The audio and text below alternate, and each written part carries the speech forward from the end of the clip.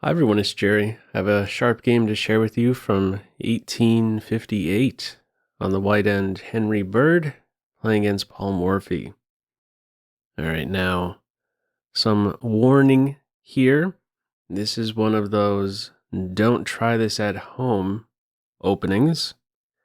The reply here to d4, we have f5. This is known as the Philidor Countergambit, an inferior opening.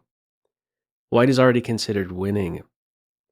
Okay, we continue with knight c3, pawn takes, knight takes, and d5. In response, white plays knight g3 here, and then it's back to being a game. The best move for white is knight e to g5, and there's a couple lines from here that are interesting. Both winning for white. One here, if black pushes with e4, this would invite another piece into black's house, and there's a problem here all of a sudden on f7. How would you defend this? Well, knight h6, there's a cool response here by white. Can take on e4, and then on h6. This is already a checkmate in 10 for white, kicking off with queen h5 check. Okay, another line here after the knight is on this square. Suppose black says, well, let me try and get rid of this piece that's in my house first. Well, here's a cool response by white. This guy can still dive into f7 without support. We got a fork here. After king takes, now this guy is accessible to knight e5 check. A winning position for white. Follow-up moves, depending on where this guy goes. Knight g6 maybe. Queen f3, queen h5, a winning position for white. All right, in this game, we do have a retreat. This lets black off the hook. We continue now with e4, knight e5, knight f6, just in time to stop queen h5 check. It calls this around 0.5. All right, from here, bishop g5, we got a pin.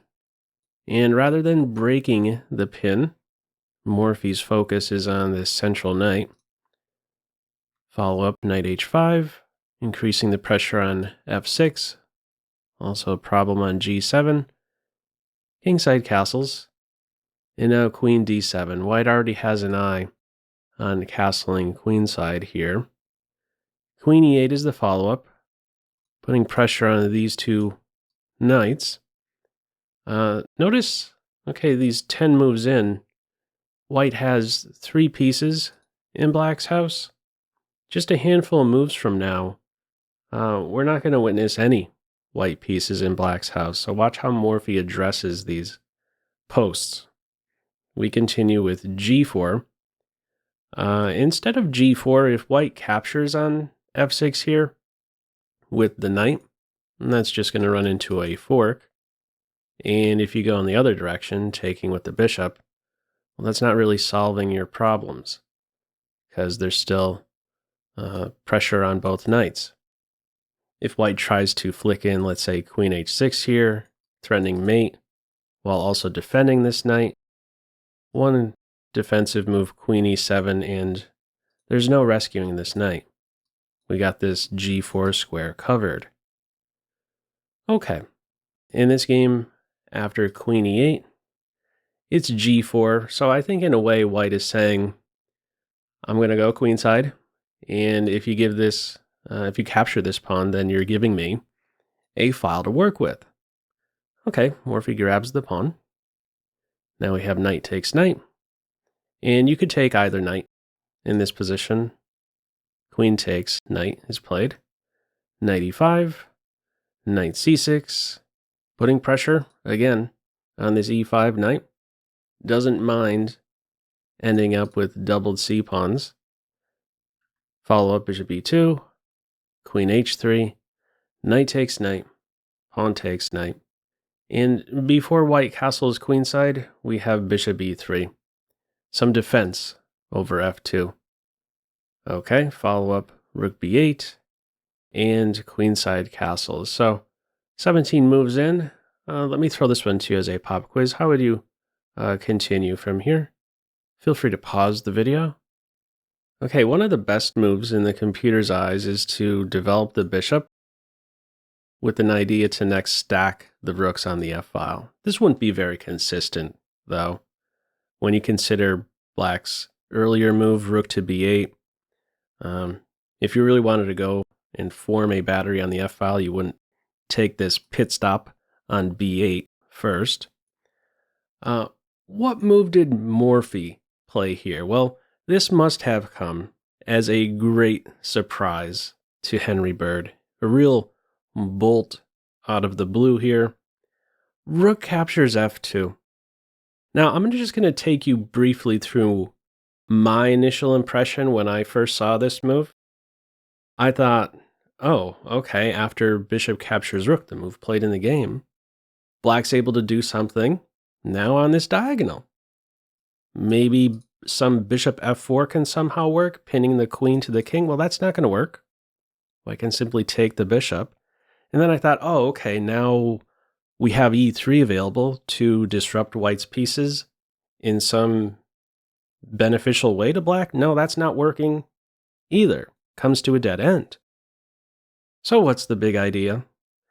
Well, this sacrifice on f2 now clears the way for the black queen to now transfer all the way over here to the queenside, where black now threatens mate on b2. Excellent board vision, I must say. Look how this queen played so far in this game. What a wicked piece and a really clever idea. The queen is poison on a3.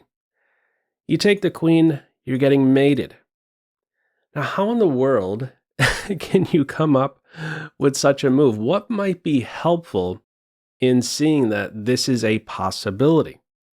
Maybe being attentive to, maybe viewing your pieces as if they have X-ray vision might be helpful. What am I talking about? Well, maybe viewing this rook, in a way where it sees through the b pawn, controlling b1, taking away a square from the white king. What might that mean? This king is really living on the edge. He might be really close to being checkmated. Also, the queen seeing through the bishop on this a3 square. A3 is an intersection square. Anyhow, we have rook takes f2, bishop takes, queen a3, and now how to defend the mate threat on b2. c3 is best. Queen takes a2. This is not considered a winning position yet. What do you do now about queen a1 check, followed by queen takes b2? It is b4, the best move. Threatening to exchange queens would be a winning idea here for white. Can't allow that. So we give a check along a rank, now a diagonal, and white continues now with king to b2. This is a losing move. Best move for white is king c1, and it says here you could repeat king going on these two, queen on a1 and a4. If black wanted to maybe try to go for something more, it says you could go with a5. Okay, in this game, no king to c1, instead king b2, and this invites a sacrifice now on b4. Some more material given up in this game. You have to take the rook in this case. If you move the king to these two squares, you're going to get mated. King c3 would be met with queen b3 mate, and king c1 would be met with queen a1 check and b2 for checkmate. So the queen has to give herself up. Queen takes queen check, king c2. How do we invite this guy into the mix? Push the pawn with tempo, and we now have an open diagonal with check coming up. What do you do from here? White plays rook d3. If you block with the bishop, you're going to run into queen c4 check, and you could win the bishop next. Also, in this position, if the king moves, that's mate on the spot. Okay, in this game, it is rook d3, queen c4 still in this game, king d2, no bishop takes rook. Instead, we insert a check. If the king goes to e1 here in the game, it goes to d1. If he goes to e1, now you can take the rook and then get to a1 and win the other rook next. All right, in this game, king d1 is played. And after queen b1, white resigns. What are you supposed to do? You move the king, you lose the h rook, and if you block with the bishop, you lose the d rook. Completely winning here for black. But in this one, after queen b1, resigns. So, what'd you think of this one? Anyhow, feel free, as usual, to leave any feedback to this video in the comment section below. I hope you enjoyed it, and maybe took a thing or two away. That's all for now. Take care. Bye.